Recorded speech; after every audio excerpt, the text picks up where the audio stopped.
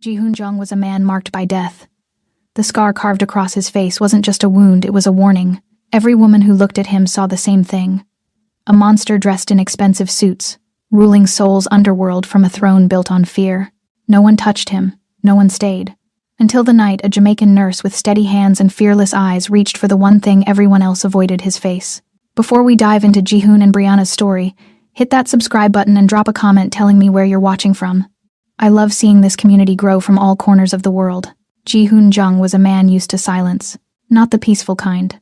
The heavy, suffocating silence that filled rooms when he entered them.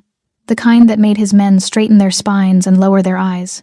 The kind that followed him through the marble halls of his empire like an invisible chain, reminding him that respect and fear were close cousins, but neither one was love. At 37, he had the kind of power most men would kill for. Underboss of South Korea's most ruthless mafia syndicate. Controller of territories that stretched from Busan to the DMZ. A man whose single phone call could end careers, collapse businesses, or make problems disappear into the Han River. But power didn't make him wanted. Not in the ways that mattered. The scar made sure of that. It ran from his right temple down across his cheekbone. Jagged and deliberate, carved not by accident but by intention. By betrayal. By the blade of a man he'd once called brother. The night it happened, Ji-hoon had been 29. Ambitious. Trusting. The coup attempt had failed. His brother hadn't. The scar healed. His ability to trust never did. He'd been handsome once. The kind of man who could walk into a room and have women lean closer without realizing it. Sharp jawline, intense eyes, the confidence of someone born into power and raised to command it. The scar changed everything. First, the way people looked at him, quick glances that skittered away like frightened birds. Then, the way he looked at himself. Every mirror became a reminder that he'd been foolish enough to believe in loyalty. Women hadn't stopped showing interest. Money had a way of attracting attention. But the warmth had vanished. Every smile was calculated, every soft word transactional. Every "I love you" came with a price tag he could see from across the room. He learned quickly to read motives, and just as quickly to keep his own heart locked away. His penthouse overlooked the glittering sprawl of Seoul from the 63rd floor. Floor-to-ceiling windows, minimalist furniture, everything sharp angles and cold surfaces. Beautiful. Empty. Like him. Tonight was quieter than usual. No meetings, no interrogations. No blood on his hands that needed washing off. Just Ji-hoon, a glass of whiskey he wouldn't finish, and the city lights that reminded him he ruled a kingdom but lived in it alone. The whispers followed him everywhere. In the underground gambling dens. In the boardrooms of legitimate businesses he'd quietly acquired. In the halls of his own organization. The scarred king. The man who can't die but can't live. Cursed. He'd heard them all. Stopped caring about most of them. Except for one. No woman would ever want him. That one still had teeth. The call came at 9:47 p.m. "Boss, we have a situation." Min-jae took a knife to the ribs. "He's bleeding out." Ji-hoon's voice didn't change. "Hospital? Too many questions. We need someone who can come here. Discreet. Handle it." "We did. There's a trauma nurse on her way up now."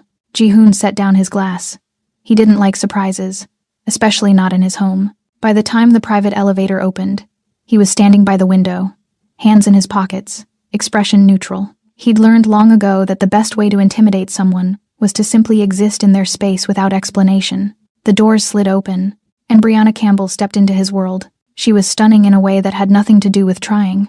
Warm, bronze skin that caught the ambient light. Natural hair pulled back into a neat, professional bun. High cheekbones, a graceful neck. She wore simple navy scrubs, and carried a medical bag that looked like it had seen real work. But it wasn't her beauty that made him pause. It was her eyes, deep, alert, assessing the room with the calm efficiency of someone who'd walked into worse situations and walked back out alive. She looked at him, not past him, not around him, at him. No flinch, no sharp inhale, no telltale flicker of revulsion before the mask of professionalism slid into place. She just looked at him like he was a man. Nothing more, nothing less. "Mr. Jung?" Her voice was warm, steady, with the faint lilt of Jamaica underneath. "I'm Brianna Campbell. I'm here for your associate." Ji-hoon found himself speaking before he'd fully processed the moment. "He's in the east bedroom. Third door on the left. Thank you." She moved past him with quiet confidence, her focus already shifting to the task at hand. He watched her disappear down the hallway, unsettled in a way he couldn't name. 40 minutes later, she emerged, stripping off bloodied gloves. "He'll live," she said simply. The wound was clean. "Missed anything vital? He needs rest?" Antibiotics, and someone to check the stitches in 3 days. She paused. And maybe better enemies. The corner of Ji-hoon's mouth twitched. Not quite a smile, but close. Better enemies are hard to find. So are good trauma nurses who make house calls. She met his gaze evenly. You're welcome, by the way. What do I owe you? The agreed fee was already wired. Your man handled it before I arrived. Then what do you want? She tilted her head slightly, studying him with the same calm assessment she'd used when she first arrived. Want? Everyone wants something. Right now? She glanced toward the window, at the city spread out like diamonds on black velvet. I want to wash my hands and maybe sit down for 5 minutes before I head back into the cold. It was such a simple request. So human. So, without agenda. Bathroom is through there, he said, gesturing. Sit wherever you'd like. When she returned, she didn't sit. She walked to the window where he stood, maintaining a respectful distance but not retreating. You have a beautiful view, she said softly. It's just a city. It's your city, from what I understand. Does that bother you? She considered the question seriously. Should it? Most people would say yes. I'm not most people. She turned to face him fully. I'm a trauma nurse, Mr. Jung. I've stitched up gang members, cops, teachers, CEOs. Everyone bleeds the same. Everyone feels pain the same. The rest is just context. He studied her face, searching for the lie, the angle, the hidden motive. Found nothing but honest curiosity. Your scar, she said quietly. Not a question, not an accusation, just an observation. He tensed, waited for the pity or the poorly hidden disgust. Someone hurt you, she continued, her voice gentle but not fragile. Hurt you badly. It was a long time ago, but you still carry it. It's on my face, he said, his tone sharper than he intended. Hard not to carry it. I don't mean the scar. She took a step closer, then another, until she was standing directly in front of him, close enough that he could catch the faint scent of cocoa butter and antiseptic. Her hand lifted slowly, giving him every opportunity to step back. He didn't. Her fingers touched his face, fingertips brushing the raised edges of the scar with a gentleness that made his chest constrict. Her thumb traced the line down to his jaw. Someone hurt you, she whispered. But I'm not here to hurt you. Ji-hoon forgot how to breathe. No one had touched his scar. Not voluntarily. Not with this kind of care. As though it were just another part of him. As though he were just a man. He should step back, should restore the distance, should remind her and himself that he wasn't someone who allowed this kind of vulnerability, but he couldn't move. You should go, he said, his voice rough. I should. She agreed. But her hand lingered for one more heartbeat before she lowered it. Thank you for letting me help your friend. She gathered her bag and walked toward the elevator. Ji-hoon watched the doors close, her warm eyes the last thing he saw before the steel slid shut. The penthouse felt colder than it had in years, and for the first time since the night of the betrayal, since the blade carved his face and his ability to trust, Ji-hoon Jung felt something he'd thought was dead. He wanted to see her again. That single thought should have been easy to dismiss. Ji-hoon had built his empire on discipline, on the ability to separate want from need, emotion from strategy. But as he stood alone in his glass tower, the ghost of her touch still warming his scarred skin, he realized something had shifted. Brianna Campbell had walked into his world for 40 minutes and cracked something he'd spent 7 years fortifying. She hadn't flinched. She hadn't calculated. She'd just seen him. And that was more dangerous than any knife to the ribs. To understand why a single touch from a stranger could shake the foundation of a man who'd survived betrayal, assassination attempts, and his own descent into darkness, you'd need to understand the night that carved more than his face. The night that carved his soul. Ji-hoon told himself it meant nothing. 3 days had passed since Brianna Campbell walked out of his penthouse, and he'd replayed that moment, her fingers on his scar, her quiet words exactly 47 times. He knew because he'd counted, because counting gave him control. And control was the only thing that had kept him alive this long. But control didn't explain why he was standing outside Seoul Metropolitan Trauma Unit at 11:43 p.m., watching the staff entrance through the tinted windows of his Maybach. Boss, Taemin said carefully from the driver's seat. His most trusted guard had been with him for 6 years, and knew better than most when to speak and when to stay silent. We've been here for an hour. I'm aware. Min-jae's checkup was scheduled for tomorrow. We could have called. I wanted to ensure the facility was adequate. The lie tasted bitter even as he said it. Taemin's reflection in the rearview mirror showed the smallest hint of a smile. Of course, boss. Ji-hoon had built his reputation on predictability. He didn't chase. He didn't wait. He certainly didn't sit outside hospitals like a lovesick teenager hoping for a glimpse of someone who'd probably forgotten him the moment the elevator doors closed. Yet here he was. The staff entrance opened. His spine straightened automatically. Brianna emerged, still in scrubs, a jacket thrown over her shoulders against Seoul's November chill. She was laughing at something a colleague said, a tall male nurse who stood too close for Ji-hoon's liking. The sound of her laughter carried across the parking lot, warm and genuine and completely unguarded. Something in his chest twisted. She'd been that unguarded with him. For 40 minutes, in his fortress of glass and steel, she'd treated him like he was just a person. Boss? Taemin's voice pulled him back. Should I? No. Ji-hoon opened the car door himself, stepping out before he could reconsider. The November air bit at his exposed skin as he crossed the parking lot. His long black coat billowed slightly behind him, and he watched the exact moment Brianna noticed him. Her laughter faded. Her colleague followed her gaze, stiffened visibly, and made a quick excuse before disappearing back inside. Everyone recognized Ji-hoon Jung. Even if they'd never seen his face, they knew the energy that preceded him, the weight of violence barely contained in expensive tailoring. Everyone except Brianna. She walked toward him with that same steady confidence, curiosity in her eyes but not fear. Mr. For Jung. Her voice held surprise but also something that sounded almost like pleasure. Is everything all right? Is your friend? Min-jae is fine. Healing well. He slid his hands into his pockets, a gesture that looked casual but was actually necessary to stop himself from reaching for her. I was in the area. Thought I'd confirm the medical standards here are acceptable. Her lips curved slightly. Were you now? Yes. At midnight. I keep unusual hours. I've noticed. She adjusted the bag on her shoulder, studying him with those intelligent eyes that saw too much. Would you like the official tour? Or should we skip to the part where you tell me why you're really here? His jaw tightened. She wasn't making this easy.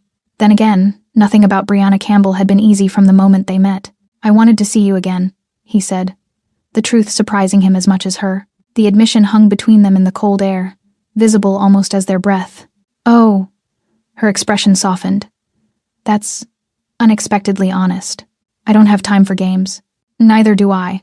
She shifted her weight, and he noticed the fatigue around her eyes. She'd been on her feet for hours. I just finished a 12-hour shift. I'm exhausted, starving, and my feet are screaming. But I'm glad you're here. You are? I've been thinking about you too. The words hit him harder than any blade. She said it so simply, as though admitting interest in the scarred king of Seoul's underworld was the most natural thing in the world. Let me take you home, he said. I have a car. I can see that. Her gaze flicked to the Maybach, then back to him with gentle amusement.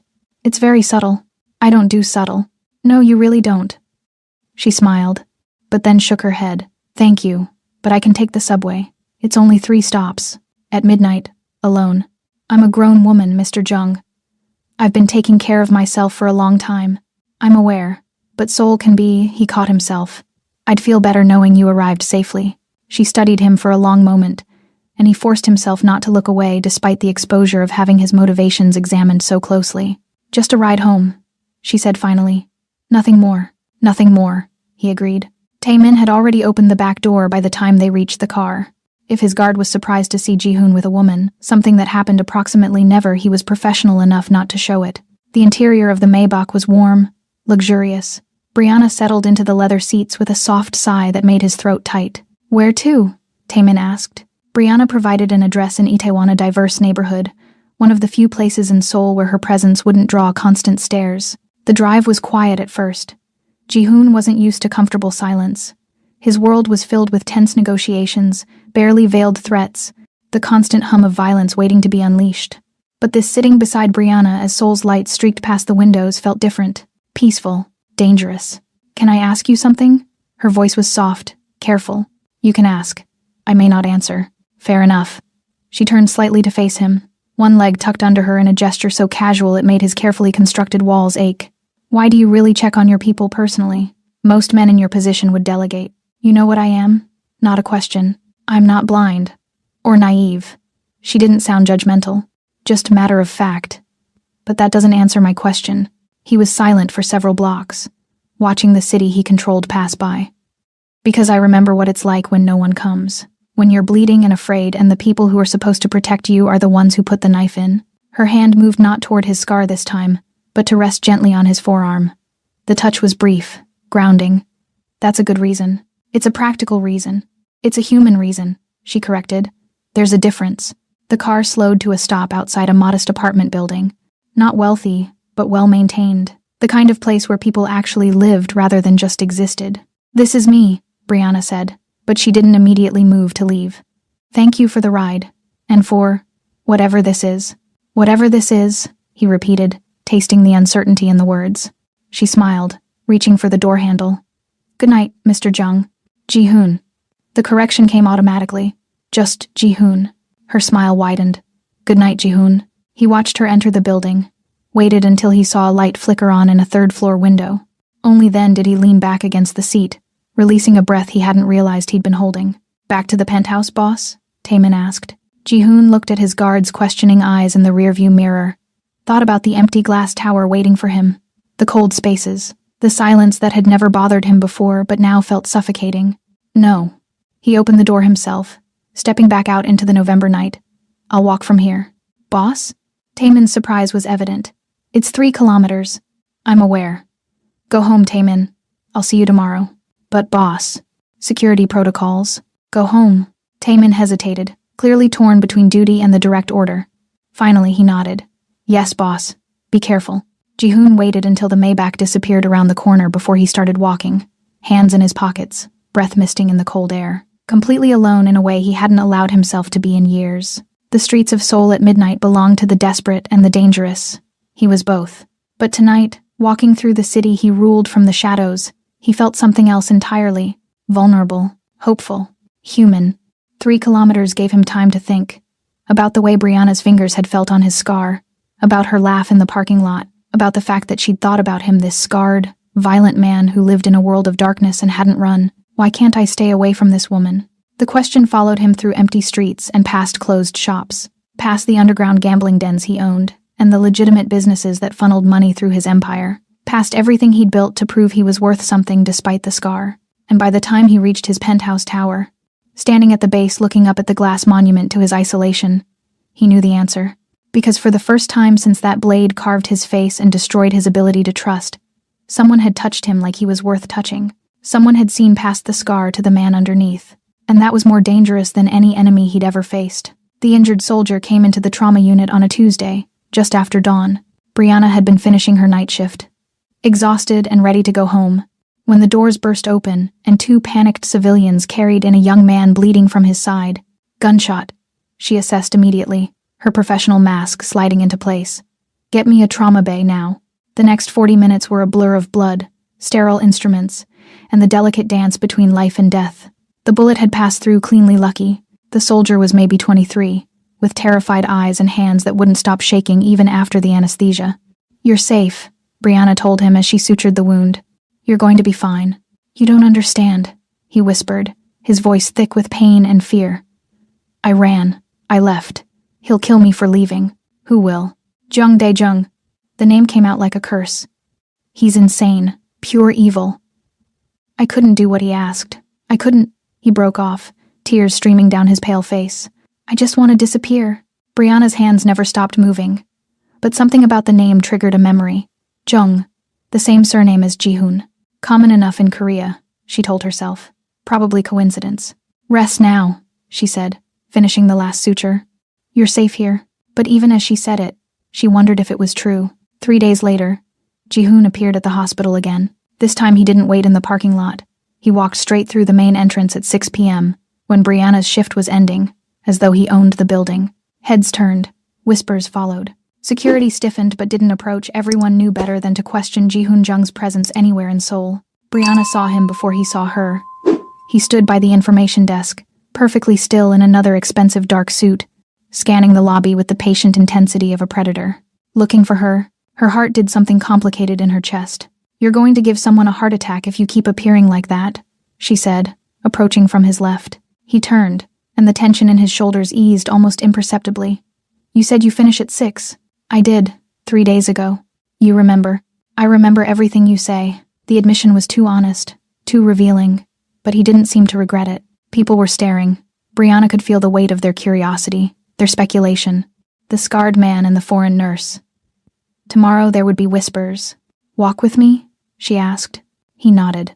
They left through the staff exit safer, more private, and fell into step beside each other. The early November evening was cool but not yet bitter. The sun setting behind Seoul's mountains in shades of orange and gold. "There's a cafe nearby," Brianna said. "Quiet. They make excellent coffee." "I don't drink coffee." "Tea then. Or just sit with me for a while." Something in his expression softened. "I can do that." The cafe was small, tucked between a bookshop and a flower stand. The kind of place that tourists never found but locals treasured. Brianna ordered a flat white. Ji-hoon ordered green tea and paid before she could protest. They found a corner table, away from the few other patrons. "You've been coming to the hospital a lot," Brianna said, wrapping her hands around her cup. "You've been noticing." "Hard not to. You're not exactly subtle, remember?" His mouth twitched, not quite a smile, but close. "I wanted to see you again. Multiple times, apparently." "Why?" The question hung between them, simple but weighted with everything unspoken. Ji-hoon stared into his tea for a long moment. When he finally spoke, his voice was quiet, almost hesitant. "Because you touched my scar. And you didn't look at me like I was broken." Brianna's chest tightened. "You're not broken. Most people would disagree. Most people are wrong." She leaned forward slightly. "Can I tell you something? Please." "I almost didn't come to Seoul." The words came easier than she expected. "I was engaged back home in Jamaica. Man named Marcus. Successful, charming, all the right things on paper. I thought I loved him. Thought we were building something real." Ji-hoon's eyes sharpened with attention, but he said nothing, letting her speak. "Turns out he was building something real, a career on my back. He used my credentials, my connections in the medical field, my reputation. When I found out, when I confronted him, he told me I should be grateful. That no one else would want a woman too ambitious, too independent, too much. He was a fool, maybe. But he wasn't wrong about one thing. I am too much for people sometimes. Too direct, too stubborn. I don't fit easily into the boxes people want to put me in." She smiled, but it held old pain. Coming to Seoul was supposed to be a fresh start. Be anonymous. Just do the work I love without all the complications. "And then you met me." His voice held something like regret. "And then I met you," she agreed. "But here's the thing, Ji-hoon. You don't look at me like I'm too much. You don't look at me like I'm a foreigner who doesn't belong. You just look at me, see me. And that's rarer than you think." His hand moved across the table slowly, deliberately. "Palm up." An offering. Brianna placed her hand in his. His fingers closed around hers, warm and careful, as though she were something precious that might break. "I'm afraid of this," he said quietly. "Of you." "Why?" "Because people who get close to me." He stopped, jaw working. "Bad things happen to people who get close to me. The scar isn't just a mark. It's a warning. I'm dangerous, Brianna. The world I live in is dangerous. I'm a trauma nurse in one of the busiest hospitals in Seoul. I'm familiar with danger. Not like this. Then help me understand." She squeezed his hand gently. "Tell me what happened. Tell me about the scar." For several heartbeats, she thought he wouldn't answer. His walls were back up, that familiar cold mask sliding into place. But then he spoke. "I had a brother. Not by blood, but by choice. Dae-jung. We grew up in the organization together. Trusted each other completely. I thought." His voice roughened. "I thought he was the one person in the world who saw past the game, past the power, who actually gave a damn about me. What happened? He tried to kill me." The words were flat, emotionless. "Practiced. 7 years ago. There was a coup attempt. He wanted control of the southern territories. Thought I was too soft, too sentimental. Waited until I was alone, vulnerable. He carved this," Ji-hoon gestured to his scar, "into my face as a message.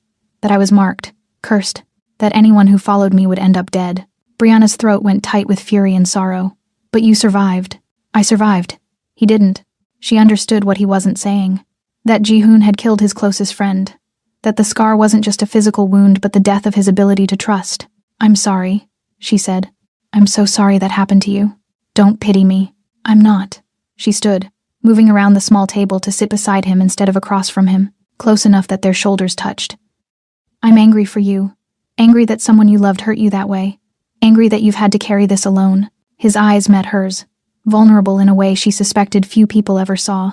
"I'm terrified of people touching my scar," he admitted.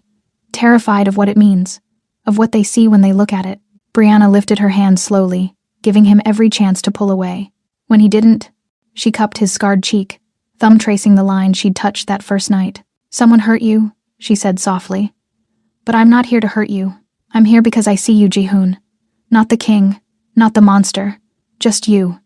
And you're worth seeing. His eyes closed, his breath shuddered, and for the first time since they'd met, Ji-hoon Jong let himself lean into her touch. They sat like that for a long time, her hand on his face, his heart cracking open despite every defense he'd built while the cafe hummed quietly around them and Seoul darkened outside the windows. Finally, he spoke. Come to dinner. Let me cook for you. She pulled back slightly, surprised. You cook? I do many things people don't expect. When? Tomorrow. My place. It was a risk. His penthouse was his sanctuary, his fortress. He never brought anyone there who wasn't business or bleeding, but Brianna just smiled. I'd like that. The photographs hit the underground networks on a Thursday morning, not the legitimate news sites or gossip blogs those Ji-hoon controlled through money and fear, but the dark web forums where Seoul's criminal world exchanged information. Territory disputes were negotiated, and reputations were destroyed. Someone had been watching. The images were grainy but unmistakable. Ji-hoon and Brianna at the cafe, his hand reaching for hers across the table, her touching his scar with a tenderness that made him look human, vulnerable, weak. By noon, the rumors had spread through every syndicate, gang, and criminal enterprise in Seoul like poison in the water supply. The scarred king has found a pet. Foreign nurse warming his bed for the right price. Ji-hoon Jung going soft over some Jamaican woman. Choi Min-so, underboss of a rival faction that had been quietly building power in Gangnam, saw the photos and smiled. He'd been looking for an opening for months, some crack in Ji-hoon's armor, some weakness to exploit. Now he'd found it. Get me everything on the woman, he told his intelligence officer. Where she lives, where she works, everyone she cares about. I want leverage. Yes, sir. What's the play? Min Seo studied the image of Ji-hoon's scarred face tilted toward the camera, eyes closed, the nurse's hand gentle against his cheek. We remind Ji-hoon Jong that men like him don't get love stories. They get tragedies. The rumor reached Brianna's hospital by early afternoon. She was checking vitals on a post-op patient when she noticed the whispers. Two nurses at the station, heads bent together, glancing in her direction. The resident who usually joked with her, suddenly finding excuses to be elsewhere. At first, she dismissed it. She was used to being different, being discussed.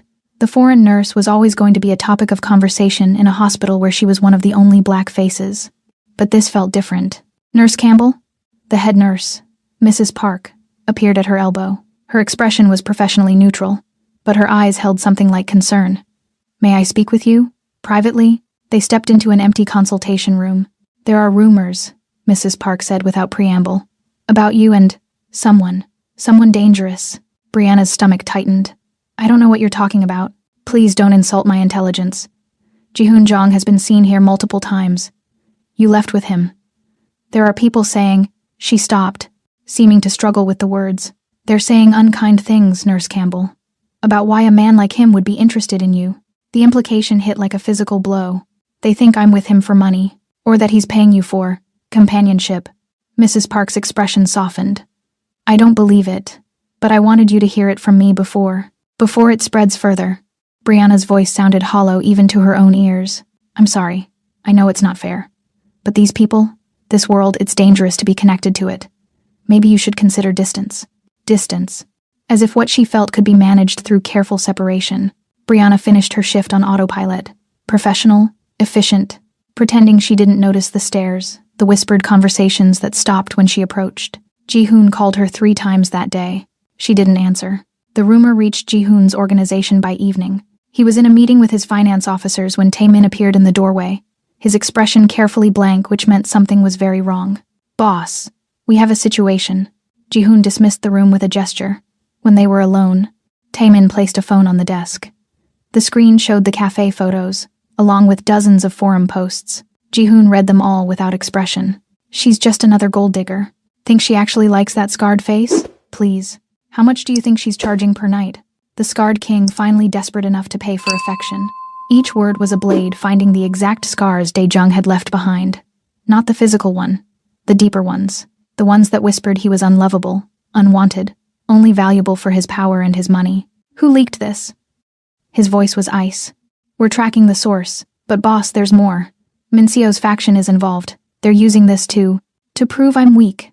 Ji-hoon finished. To suggest that caring about someone makes me vulnerable. Does it? The question hung in the air. Honest. Brutal. Yes, Ji-hoon said quietly. It does. He tried calling Brianna. Her phone went straight to voicemail. He sent a car to her apartment. His driver reported she wasn't home. By midnight, Ji-hoon stood in his penthouse, staring at the city lights, and felt the familiar cold seeping back into his chest. The same cold that had protected him for 7 years. The same cold that had kept him alive. No woman has ever wanted you without a motive. Dae-jung's voice, eternal and poisonous, echoing in his mind. Look at you, thinking someone could love that face. Love what you've become.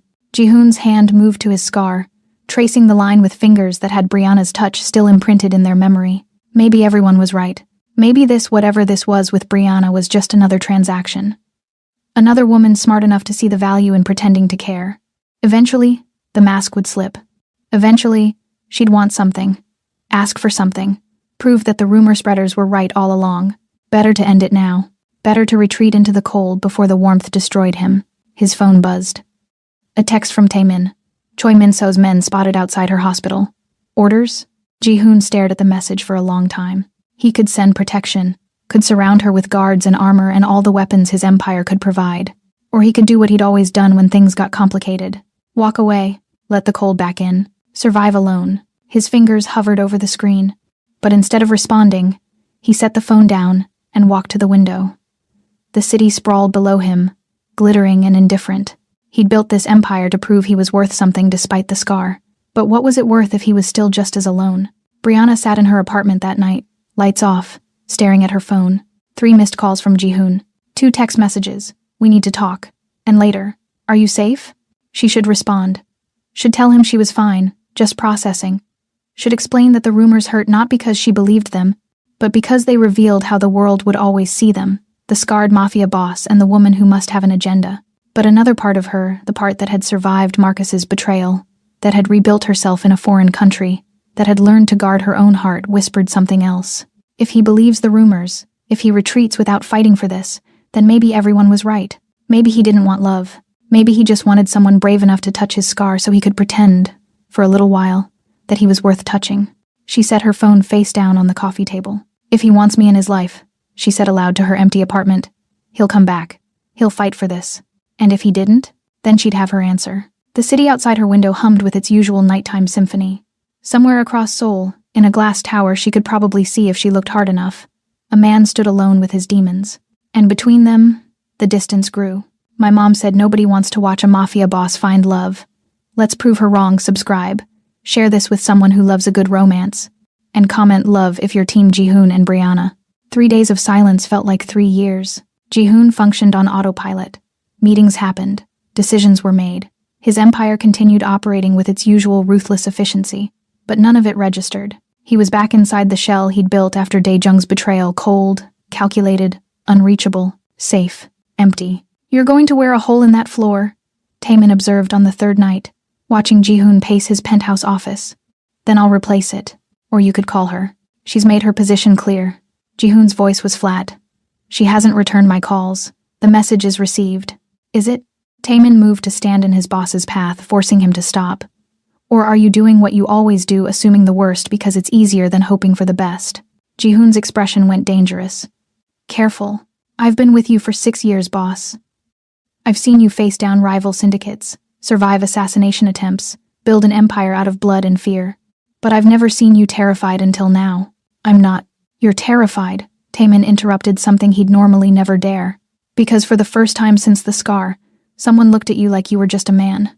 And now you're convinced she's going to realize what everyone else thinks, that you're not worth the risk. The words hit like bullets, each one finding its mark. She should stay away, Ji-hoon said. But his voice lacked conviction. The rumors. Min-seo's people watching her, it's not safe. I'm not safe. Did you ask her what she wants? Or did you just decide for her? Ji-hoon didn't answer. Taemin sighed. The Brianna Campbell who walked into your penthouse and touched your scar without flinching doesn't strike me as someone who needs you to make decisions for her. Maybe she's waiting to see if you're brave enough to fight for something that isn't territory or power. Long after Taemin left, those words echoed in the silence. Brave enough. Ji-hoon had faced death 100 times without blinking. But standing on Brianna's doorstep, raising his hand to knock, feeling his heart thunder against his ribs, this was a different kind of courage. This was the courage to be seen, to be vulnerable, to risk the worst pain he could imagine. Confirmation that he truly was unlovable. He knocked before he could retreat. Footsteps. A pause. The security viewer darkening as she checked. Then nothing. For several heartbeats, he thought she wouldn't open the door. Thought this was his answer. Silence. Rejection. The cold seeping back in, to fill the space she'd briefly warmed. The door opened. Brianna stood there in soft clothes, worn jeans, a loose sweater. Her hair was down, natural curls framing her face. She looked exhausted, beautiful, guarded. Ji-hoon. His name in her voice still did something to him, still reached past the armor. Can I come in? She hesitated, and that hesitation hurt more than any blade. But finally, she stepped back, opening the door wider. Her apartment was small but carefully made into a home. Warm colors, plants thriving in corners, photographs on the walls, everything his penthouse wasn't. They stood in her living room, 3 feet of space between them that might as well have been an ocean. I heard the rumors, she said quietly. I know, and you disappeared. I thought, he stopped, forced himself to meet her eyes. I thought you deserved better than to be dragged into my world, than to have your reputation destroyed because of me. That's very noble. Her voice held an edge. But you didn't ask me what I wanted. What do you want? I want to know if you believe them. She crossed her arms, a gesture of self-protection that made his chest ache. The rumors. Do you think I'm with you for money? For status? For whatever other horrible things people are saying? No. The answer came without hesitation. Then why did you pull away? This was it. The moment he could retreat, could hide behind convenient lies and protective anger. Or he could do the thing that terrified him most, tell the truth. Because I'm afraid, he said, voice rough. Because every woman who's shown interest in me since the scar has wanted something. Power. Money. Connection to my organization. And I learned to live with that. Learned to expect it. But you... He took a step closer. Then another. You touched my scar like it was nothing. Like I was just a man. And I don't know how to... His voice broke. 7 years of iron control. 7 years of never showing weakness. And he broke in Brianna Campbell's small living room at 11:47 p.m. on a Friday night. I don't know how to believe someone could want me without conditions, he finished quietly. I withdrew because I was terrified of the moment you'd reveal what you really wanted. Because losing you after hoping. He swallowed hard. That would destroy me in ways Daejung's blade never could. Silence. Then Brianna closed the distance between them. Her hands rose to cup his face, thumbs brushing over his scar with that same impossible gentleness. You foolish man, she whispered. I'm not here for your money. I make my own. I'm not here for your power, I have my own. I'm here because when I look at you, I see someone who's survived everything the world threw at him and still has the capacity to care, still shows up personally when his people are hurt, still stands outside hospitals hoping to see someone who made him feel human again. Brianna, I'm here, she continued, her voice fierce now, because I know what it's like to be used. To have someone look at you and see only what you can provide. Marcus taught me that lesson well. So when I tell you I see you, Ji-hoon, I mean I see you, not the boss, not the reputation, not the scar, just the man underneath who's been alone for far too long. A sound escaped him, half laugh, half sob, an entirely undone sound he'd never made in his adult life. I don't deserve you. That's not your decision to make. She pulled him closer, until his forehead rested against hers. I get to decide what I deserve. And I've decided I deserve someone who sees me the same way I see him, someone real, someone brave enough to admit when they're afraid. I'm terrified, he admitted, every day, that this isn't real, that you'll wake up and realize. Stop. Her thumbs traced his cheekbones. Stop deciding my feelings for me. I'm a grown woman. I knew what I was walking into when I touched your scar that first night. I knew you were dangerous, knew your world was complicated, and I chose it anyway. I choose you anyway. Why? Because you're worth choosing. Something in Ji-hoon shattered completely. His arms wrapped around her, pulling her close, burying his face in the curve of her neck. She held him just as tightly, one hand stroking his hair while he trembled against her. I'm here, she murmured. I'm right here, and I'm not going anywhere. They stood like that for a long time, Ji-hoon finally letting someone hold him while 7 years of loneliness drained out in shaking breaths. When he finally pulled back, his eyes were red but clear. The rumors will get worse. Min Seo's faction will try to use you against me. Your life will get complicated. My life is already complicated. I'm a black Jamaican woman working in Seoul. Complicated is my normal. I can't promise I'll always get this right. I'm not good at... He gestured vaguely. This, emotions, Vulnerability. Good thing I'm patient. The smallest smile touched his mouth. You'll have to be very patient. I'm a trauma nurse. Patience is literally my job. He cupped her face the way she'd cupped his, mirroring her gentleness. I want to try. Want to be the man you seem to think I can be. You already are that man. You just need to believe it. She led him to her couch, settled him down, then sat beside him with her shoulder pressed against his. The exhaustion of 3 sleepless nights crashed over him suddenly. His head dropped to her shoulder. Then, following an instinct he'd long suppressed, to her lap. Brianna's fingers moved through his hair, gentle and rhythmic. Sleep, she said softly. I've got you. And for the first time in 7 years, Ji-hoon Jong let himself be vulnerable enough to close his eyes, let himself trust that when he woke, she'd still be there. Let himself believe, just for a moment, that maybe he was allowed this. Within minutes, his breathing evened out into the deep rhythm of genuine sleep. Not the light, always alert sleep of a man who expects betrayal, but real rest. Brianna sat very still, her hand continuing its gentle motion through his hair, and felt tears prick her own eyes. This man, this scarred, dangerous, impossibly complicated man, had given her something precious. His broken pieces, trusting her to handle them with care. And she would. She absolutely would. Outside, Seoul continued its endless rhythm. But in her small apartment, in this moment of hard-won peace, 2 people who'd learned to survive alone figured out what it meant to not be alone anymore. Ji-hoon woke to sunlight and the smell of coffee. For a disorienting moment, he didn't remember where he was.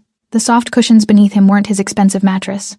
The gentle sounds from another room weren't his penthouse's silence. Then memory flooded back the confession. The tears, Brianna's hands in his hair, and something warm settled in his chest. He sat up slowly, his body protesting the awkward sleeping position.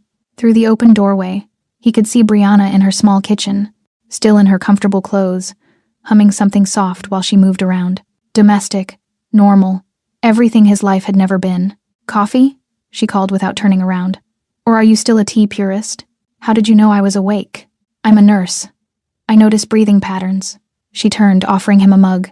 You look better. Actually rested. He took the tea, their fingers brushing in the exchange. I haven't slept like that in years. Then you should do it more often. On your couch? If that's what it takes. She settled beside him, her own coffee cradled in both hands. Though I imagine your penthouse has significantly more comfortable sleeping arrangements. More comfortable. Less peaceful.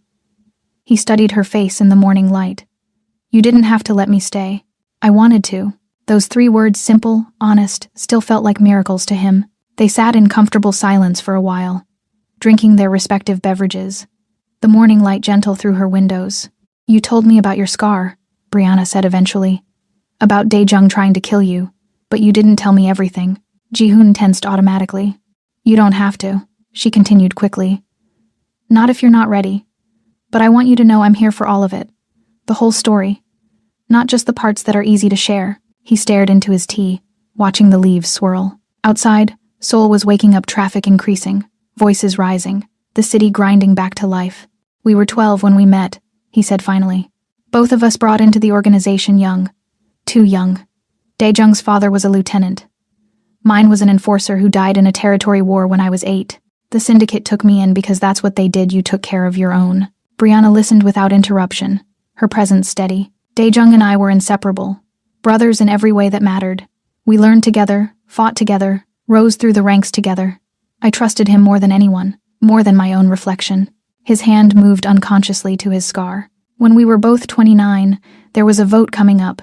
Leadership of the Southern Territories, most of Seoul, parts of Busan. I was the likely choice. I'd proven myself, had the respect of the older bosses. But Dae-jung wanted it more than I did. I just didn't know how much more. That's when he tried to kill you. He invited me to his apartment, said he wanted to celebrate my likely promotion. We drank, talked about the future, about how we'd run things together, him as my second, like always. Ji-hoon's voice went flat, distant. I didn't see the knife until it was already cutting into my face. Brianna's hand found his, squeezing gently. He told me while he carved that I was weak, sentimental, that the organization needed someone harder, that my face would mark me as cursed, no one would follow a scarred king. Ji-hoon's throat worked. He was going to kill me after, make it look like a rival faction. But I fought back, barely. We both knew that night that only one of us would leave his apartment alive. And you survived. I survived. The words tasted like ash. I took his knife and He stopped, couldn't continue. Brianna shifted closer, wrapping both arms around him. He gave you no choice. I still see his face sometimes. Not when he was attacking me, but before, when we were kids, when he was my brother. That's the hardest part of betrayal, she said softly. It doesn't just kill the present, it poisons all the good memories too. Yes, he turned to look at her. How do you know? Marcus. Her expression went distant. After I found out he'd been using me, every good memory became suspect. Every I love you became a calculation. Every moment of happiness was just me being fooled. She met his eyes. It takes time to separate who someone really was from who you needed them to be. And does time help? Eventually. But having someone who sees you clearly helps more. They sat like that, wrapped in shared understanding, until Ji-hoon's phone shattered the peace with an urgent buzz. Tae-min, which meant serious business. I have to take this, he said apologetically. Of course. He stepped into her small bedroom for privacy. What is it? Boss, we have a problem. The soldier from last week, the one who ran from Dae-jung's faction. Dae-jung's been dead for 7 years. His younger brother hasn't. Jung Dae-hyun took over the remnants. He's been operating quietly, rebuilding. And the soldier Nurse Campbell treated? He gave up information. About you. About her. Ice flooded Ji-hoon's veins. Where is she vulnerable? Everywhere, boss. Dae-hyun knows her address, her schedule, her routes. He's been watching her for days. Why wasn't I informed? We just confirmed the connection. Boss, there's more. Choi Min-seo's faction has been sharing intelligence with Dae-hyun. They're coordinating. Of course they were. His enemies circling like sharks who'd scented blood. Double security at the hospital. Get eyes on her apartment building. And send. A crash from the living room cut him off. Ji-hoon's instincts screamed. He ended the call and moved, fast and silent, back to the doorway. Brianna's front door hung open, splintered at the lock. Her coffee mug lay shattered on the floor, and she was gone.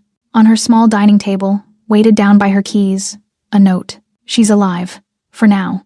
Come alone to the Songdo warehouse district if you want her to stay that way. Midnight. No weapons. No backup. Just you. It's time to finish what my brother started. Dae-hyun. Ji-hoon stared at the note. Every muscle in his body locked. They'd taken her. While he was here, while he'd let his guard down for 3 seconds, they'd taken the one person who'd made him believe he was allowed to be human. His phone was already dialing. Tae-min, they have her. Boss, we're tracking. We'll mobilize. No. His voice was steel. They want me alone. I'm going alone. That's a death trap. I know. He looked around Brianna's apartment, the plants, the photos, the warmth she'd built, the space where, just minutes ago, he'd been learning what peace felt like. Doesn't matter. Get me weapons. Light. Concealable. And a car. Boss, if I'm not back by dawn, you know what to do. He ended the call before Tae-min could protest further. Outside Brianna's window, Seoul sprawled innocent and oblivious. Somewhere in that maze of buildings and streets, enemies who'd waited 7 years for revenge had the woman who'd touched his scar and called him brave. Ji-hoon's hand moved to the mark on his face, feeling the raised edges Dae-jung had carved with deliberate cruelty. Your face will mark you as cursed. Maybe his brother had been right. Maybe everyone he tried to care for was destined to suffer because of his proximity.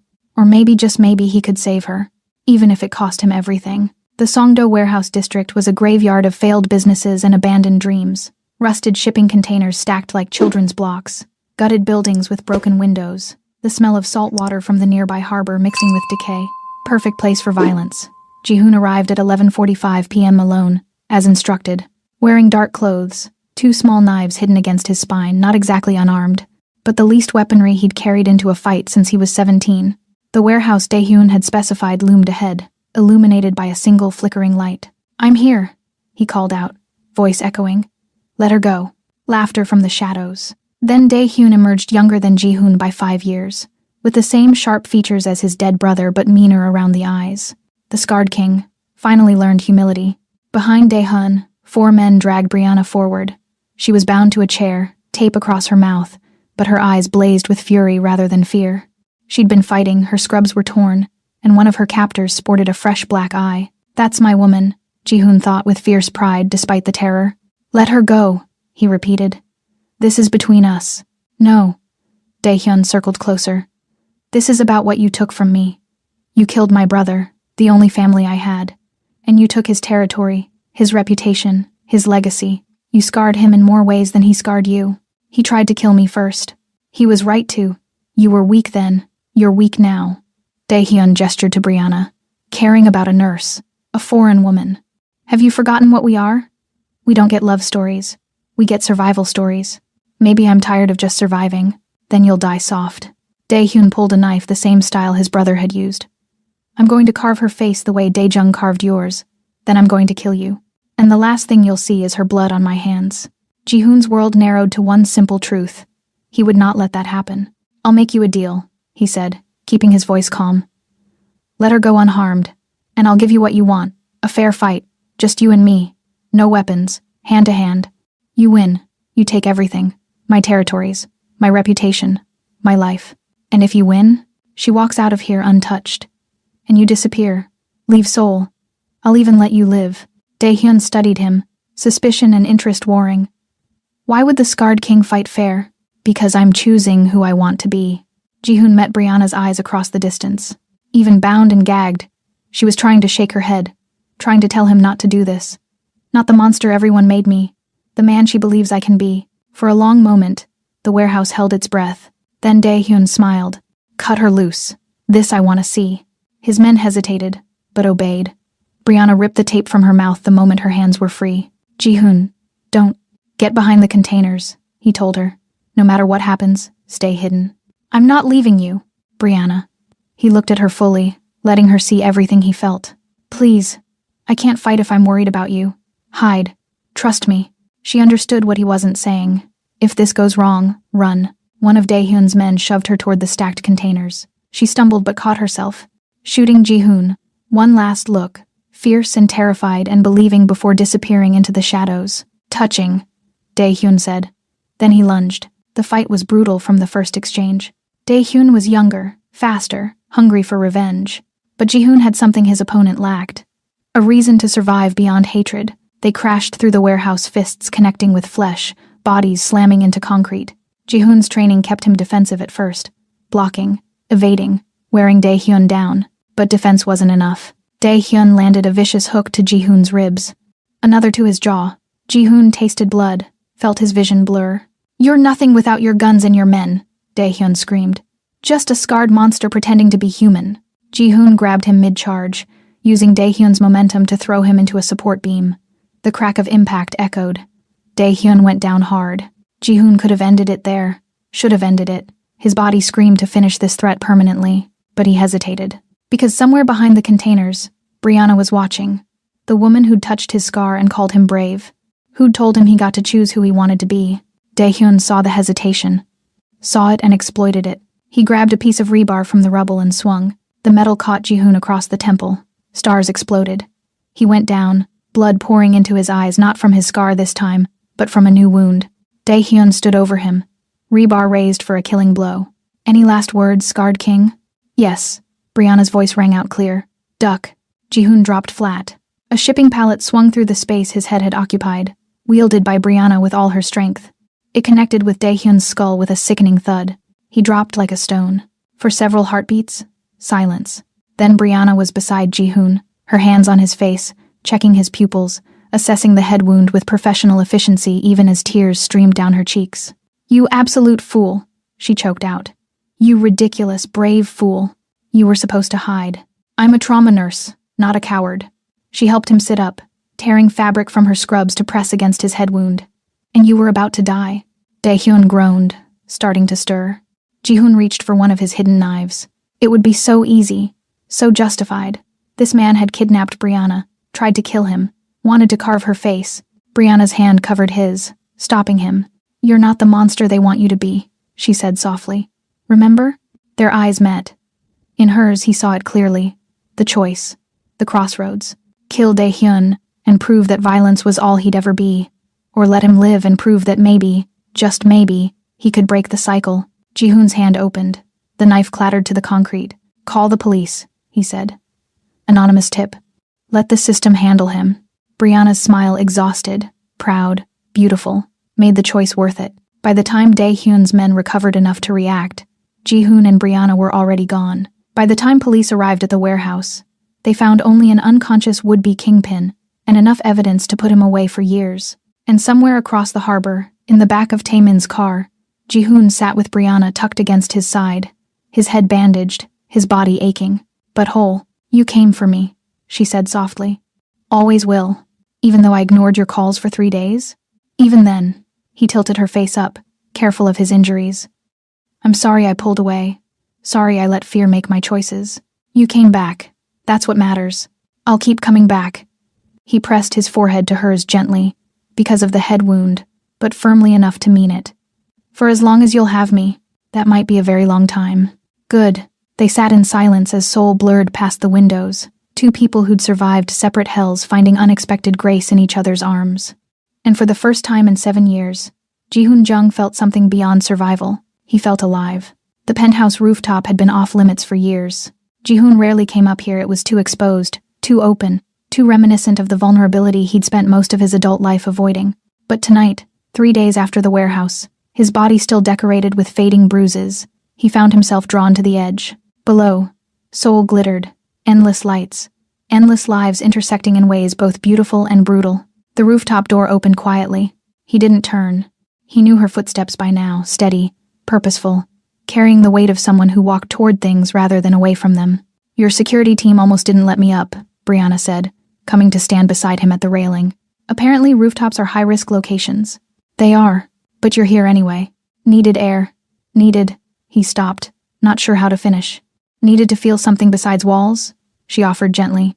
"Something like that." They stood in comfortable silence for a while. The night air was cold, winter truly settling into the city now. Brianna wore one of his jackets he'd insisted when she arrived, and the sight of her wrapped in something of his did complicated things to his chest. "How's your head?" she asked, her fingers ghosting near the bandage that still covered his temple. "Healing. You did good work. I've had practice." She paused.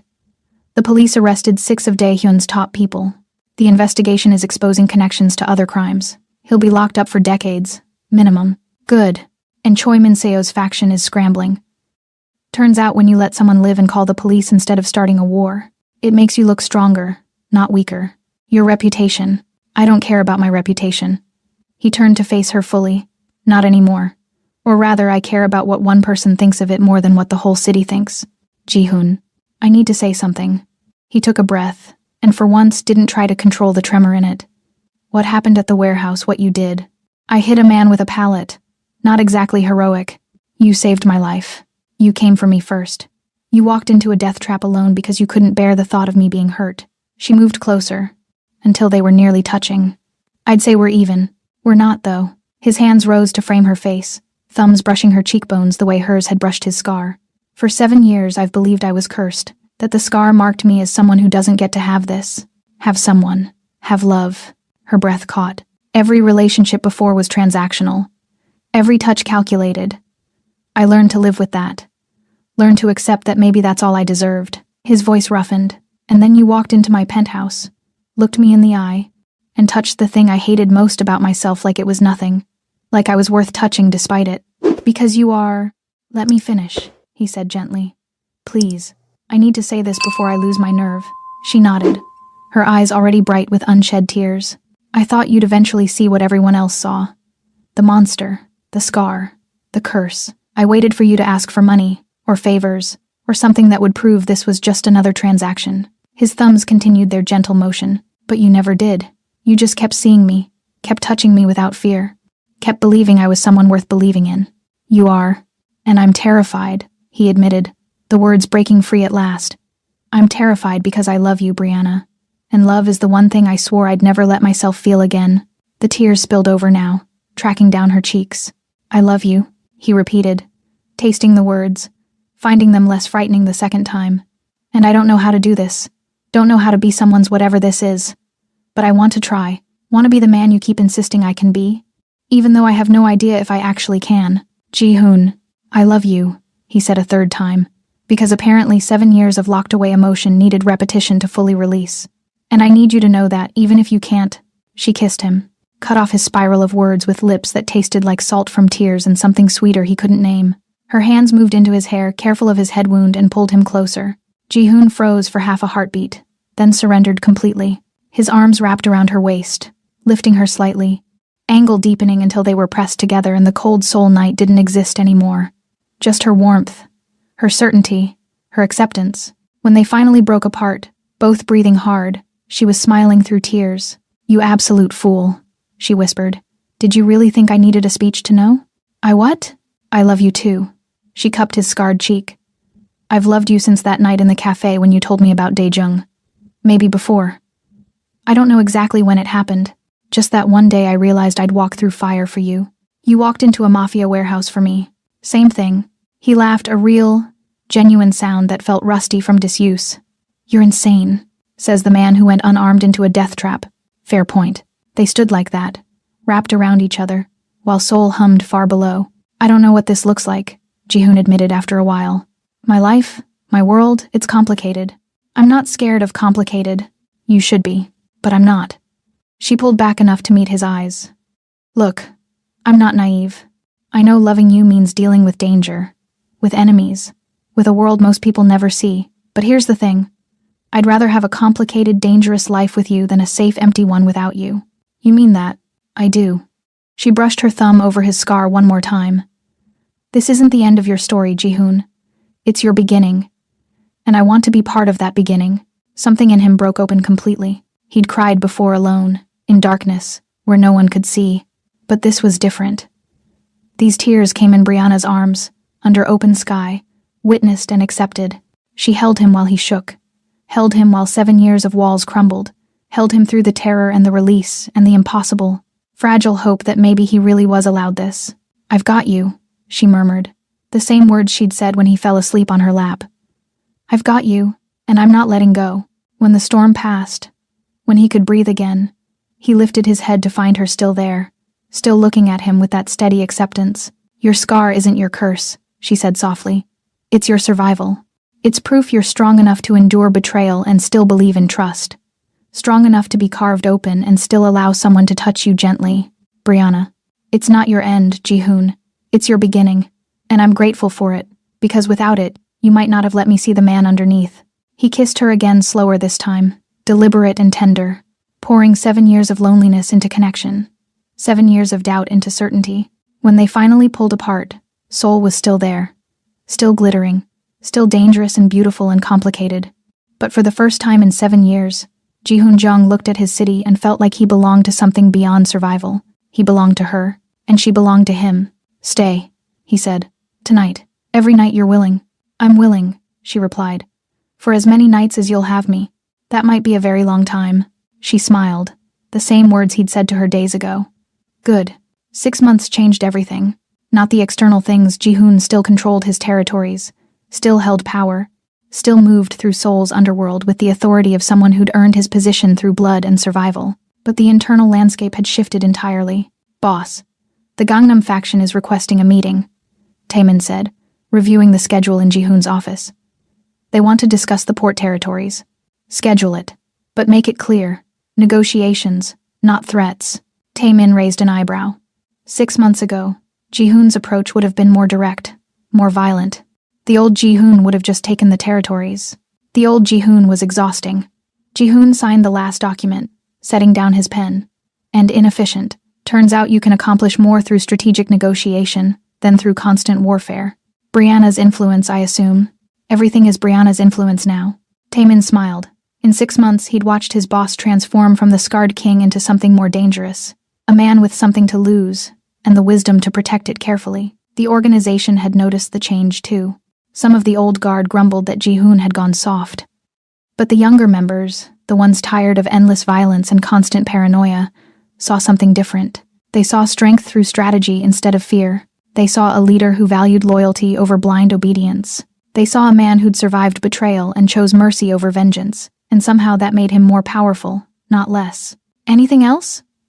Ji-hoon asked, already thinking about the evening ahead. "Just one thing." Taemin pulled out a small box. "This arrived from the jeweler. He says it's exactly what you requested." Ji-hoon opened the box. Inside, a ring, elegant, simple, with a single stone that caught the light like captured fire. "It's perfect," he said quietly. "So tonight's the night? If she says yes, boss." Taemin's expression softened. "She's going to say yes." Brianna arrived at the penthouse at 7, still in scrubs from her shift. "I would have changed," she said apologetically, kissing Ji-hoon hello. "But you said not to be late." You're perfect as you are. She narrowed her eyes suspiciously. You're being extra charming. What did you do? Why do you assume I did something? Because I know you. Fair point. In 6 months, she'd learned to read him better than anyone ever had. Better than he could read himself sometimes. Come with me, he said, offering his hand. He led her to the elevator, but instead of going down, they went up. To the rooftop where, 6 months ago, he'd finally admitted he loved her. The space had changed since then. No longer the barren, exposed platform he'd avoided for years. Now there were plants, Brianna's influence, and subtle lighting that made it feel less like a defensive position and more like a sanctuary. And tonight, there was more. Candles, dozens of them, creating pathways of light. A table set for two, simple but elegant. And the view of Seoul spread out below them like a promise. Ji-hoon, Brianna breathed. What is this? Dinner, and a conversation. Awfully formal for dinner. It's an important conversation. They sat, and for a while, they just enjoyed the food, the view, each other's company. 6 months had taught them that silence together was as valuable as words. But eventually, Ji-hoon set down his fork. Do you remember the first night you came here? He asked. When I stitched up Min-jae? Kind of hard to forget.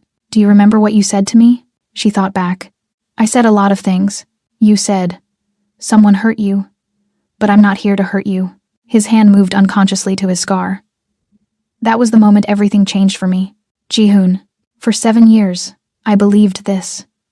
He gestured to the scar, defined me, that it was a permanent mark of betrayal, a curse that meant I was unlovable, unwanted, destined to be alone.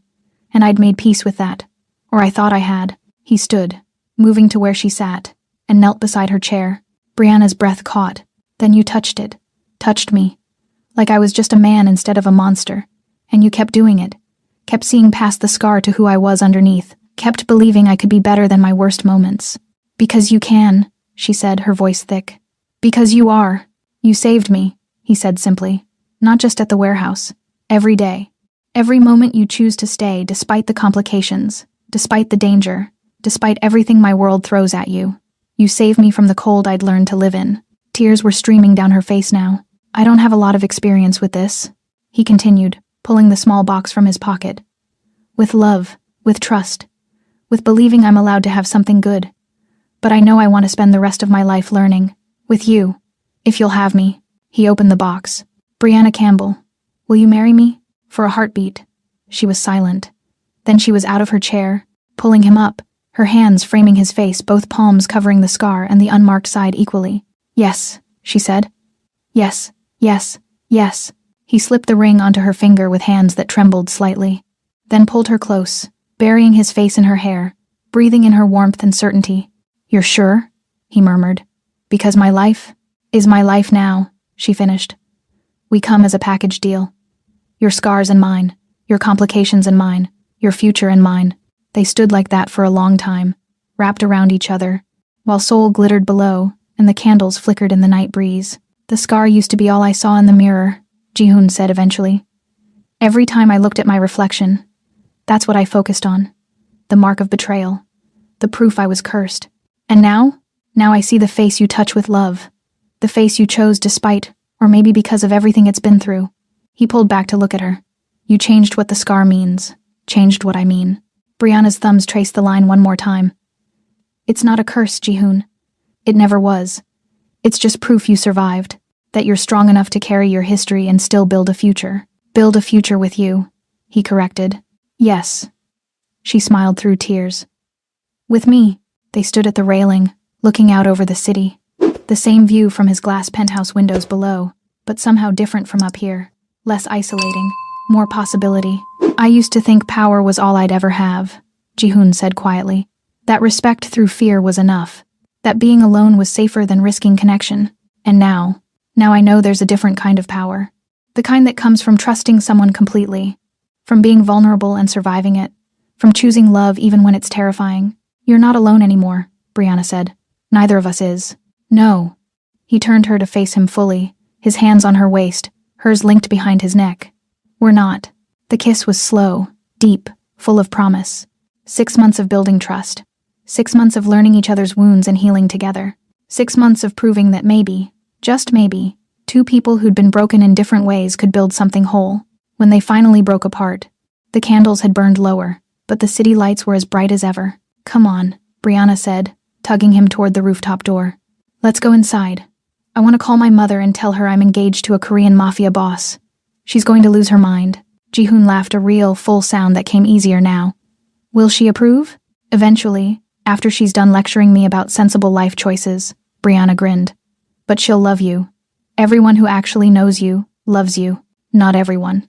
Everyone who matters." They rode the elevator down together, hand in hand. In the penthouse, Brianna immediately grabbed her phone while Ji-hoon watched her with an expression that was becoming familiar. Contentment. Peace. Home. "Mom, hi. Yes, I know it's late. No, everything's fine. Actually, better than fine. I have news." Brianna glanced at Ji-hoon, her smile radiant. "I'm engaged." The squeal from the phone was audible even across the room. Ji-hoon moved to the window, the same spot where, almost 7 months ago, he'd stood alone, convinced he'd never be allowed this. Never be worthy of love. Never escape the curse his scar represented. His reflection stared back at him now. The same jagged line across his face. But Brianna was right. It looked different now. Not a curse. Not a mark of shame. Just a scar. Just proof he'd survived. Just part of the story that led him to her. Behind him, Brianna laughed at something her mother said, the sound filling the penthouse with warmth it had never known. And Ji-hoon Jung, the scarred king of Seoul's underworld, the man everyone feared and no one wanted, realized something profound. Love wasn't something he'd been denied. It was something he'd chosen. Something he'd fought for. Something he'd earned through surviving his worst moments and still believing he could be better. The scar would always be there. The scars they both carried, his visible, hers hidden, would always be part of their stories. But they didn't define the future. Not anymore. The city lights reflected across his face, illuminating the scar and the unmarked side equally. And for the first time in 7 years, Ji-hoon looked at his reflection and smiled, not because the scar was gone, but because he'd finally learned to see past it, to the man Brianna had always seen, to the man he was still becoming, to the future they would build together, complicated, dangerous, beautiful, and absolutely, unquestionably worth fighting for. If this story